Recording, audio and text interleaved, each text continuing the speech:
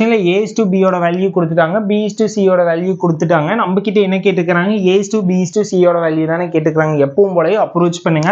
First என்னங்க a is to b is to c ன்னு எழுதியாச்சு. நெக்ஸ்ட் என்ன பண்ணனுங்க, ஒவ்வொரு வேல்யூவா சப்ஸ்டிட்யூட் பண்ணுங்க.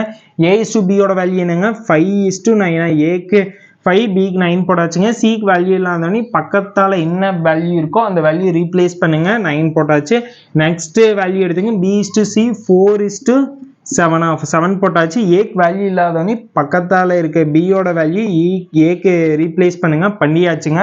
நெக்ஸ்ட் a ஓட வேல்யூ வேணும்னு a கிட்ட இருக்க ரெண்டு வேல்யூ மல்டிப்ளிகேஷன் பண்ணுங்க.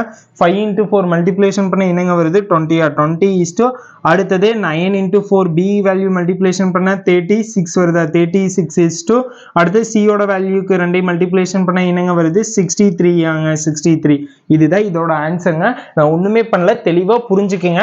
ஃபர்ஸ்ட் சம் மேக்ஸிமம் புரிஞ்சிருக்காதுன்னு நினைக்கிறேன். அதனால இந்த சம்ம தெளிவா பாருங்க. a is to b கொடுத்துட்டாங்க, ஓகேங்களா. Next b is to c ஓட வேல்யூ கொடுத்துட்டாங்க. நம்ம கிட்ட a is to b is to c ஓட வேல்யூ கேட்டுக்கிறாங்க, ஓகேங்களா. இது எப்படி ஃபர்ஸ்ட் அப்ரோச் பண்ணனா, first a is to b is to c ன்னு போட்டுக்கங்க. ஃபர்ஸ்ட் வேல்யூ இருக்குங்க, அந்த வேல்யூ எடுத்துக்கங்க. 5 is to 9 எதுக்குன்னு பாருங்க, a is to b ன்னு கொடுத்துக்கிறாங்க. a க்கு 5ங்க, b க்கு 9 போட்டாச்சுங்க. c க்கு வேல்யூ இல்லாதனே பக்கத்தால என்ன வேல்யூ இருக்கோ அந்த வேல்யூ ரீப்ளேஸ் பண்றோம், ஓகேங்களா. நெக்ஸ்ட் வேல்யூ பாருங்க, b is to c வந்து 4 is to 7ங்க. b க்கு வந்து 4, c க்கு வந்து 7 போட்டாச்சுங்க.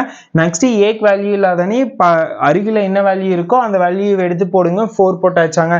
நெக்ஸ்ட் மல்டிப்ளிகேஷன் தாங்க. மல்டிப்ளிகேஷன் டைரக்டா பண்ணுங்க, நேரா 5 into 4 20, 9 into 4 36, 9 into 7 வந்து 63ங்க. அவ்வளவுதாங்க, சால்வ் பண்ணியாச்சுங்க. நெக்ஸ்ட் சம் அப்ரோச் பண்ற வீடியோ